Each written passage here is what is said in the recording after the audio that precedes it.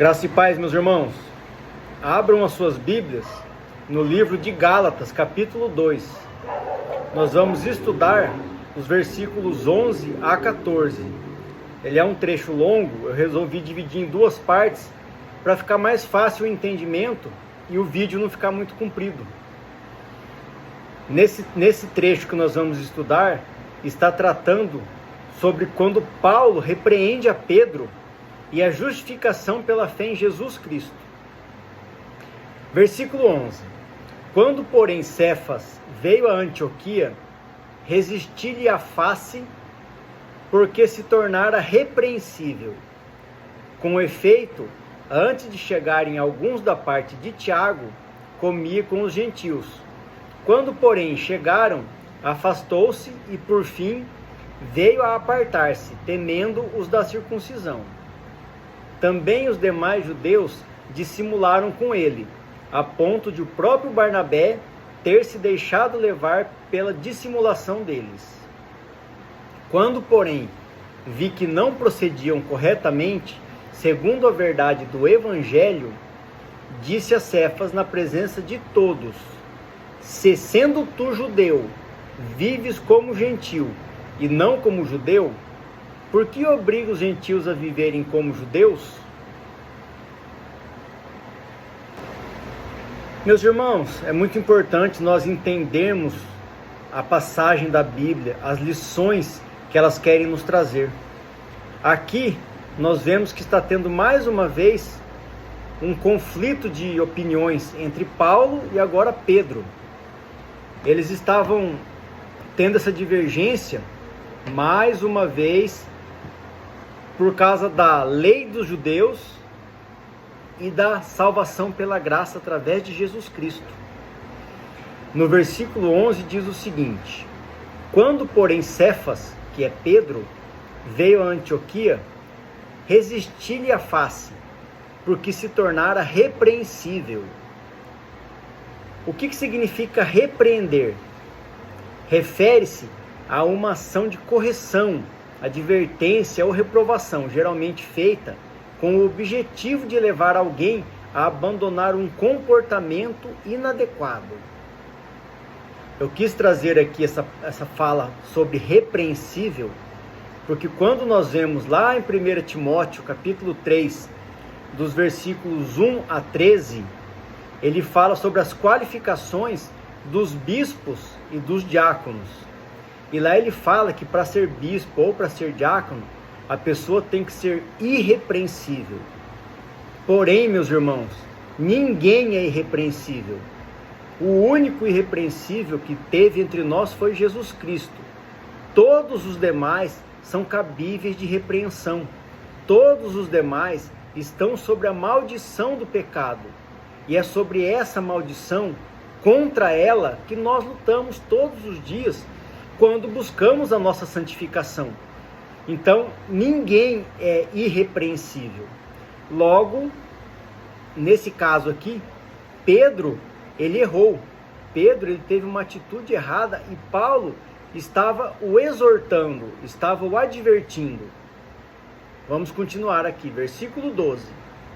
Com efeito, antes de chegarem alguns da parte de Tiago, comia com os gentios. Quando, porém, chegaram, afastou-se e, por fim, veio a apartar-se, temendo os da circuncisão. Então, observem que Paulo está dizendo que Pedro mudou a sua atitude quando chegaram alguns judeus de Jerusalém a mando de Tiago. Ou seja, ele tinha um relacionamento, uma postura, quando ele estava só com Paulo e os gentios, e quando chegaram demais judeus, ele mudou de postura.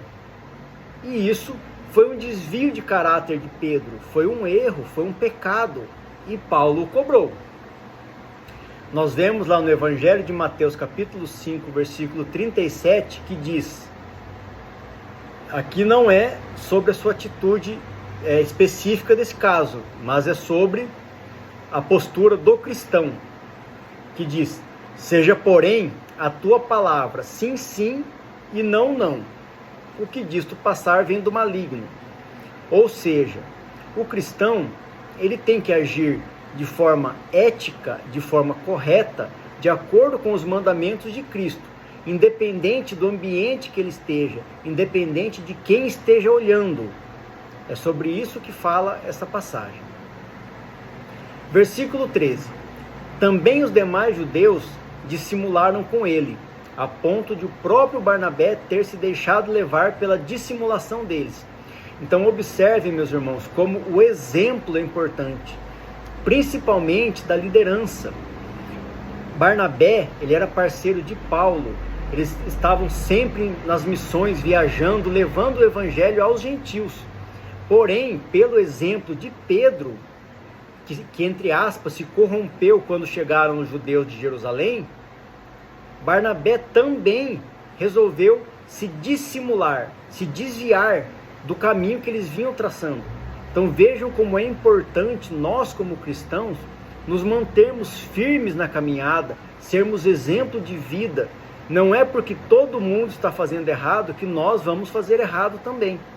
Muito pelo contrário, nem que seja só nós fazendo o certo, nós vamos nos manter fazendo o certo. Esse é o mandamento de Cristo. Aqui eu vou trazer um exemplo, uma referência para tratar aqui, que está em 1 Timóteo, capítulo 4, versículo 12, que diz o seguinte: ninguém o despreze pelo fato de você ser jovem. Aqui é Paulo mandando uma carta a Timóteo, tá? Mas seja um exemplo para os fiéis, na palavra, no procedimento, no amor, na fé e na pureza. Então aqui Paulo está orientando Timóteo a ser um exemplo para os demais cristãos, um exemplo para os fiéis. Mesmo que os outros estejam se dissimulando, estejam se corrompendo, que ele se mantenha firme, pois ele é a liderança, ele é a referência. E assim somos nós cristãos diante do mundo. Versículo 14. Quando, porém, vi que não procediam corretamente segundo a verdade do Evangelho, ou seja, Pedro e Barnabé, nesse caso, não estavam agindo de acordo com o Evangelho de Cristo, disse a Cefas na presença de todos: se sendo tu judeu, vives como gentil e não como judeu, por que obriga os gentios a viverem como judeus? Aqui, Paulo está cobrando a Pedro que ele está tendo dois tipos de atitude diferentes. Uma quando ele está com os judeus e uma quando ele está com os gentios. Mas o Evangelho de Cristo, ele é um só, tanto para judeus como para gentios. Não tem distinção.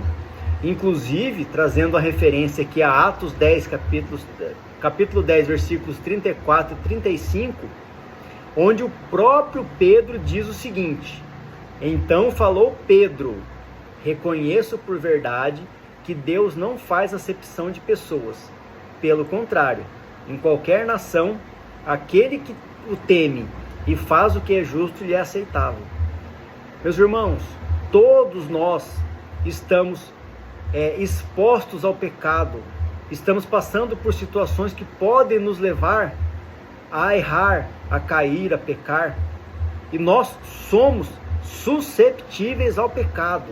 A nossa natureza é pecaminosa. É por isso que nós precisamos de Cristo, pois só através de Cristo é que nós conseguiremos vencer o mal, pois Cristo foi o único homem que venceu o mal. Que nós possamos, meus irmãos, entregar a nossa vida verdadeiramente a Cristo, confiar só nele, e que a graça de Jesus Cristo nos basta. Que tudo seja feito para a honra e glória do nosso Senhor Jesus Cristo. Amém.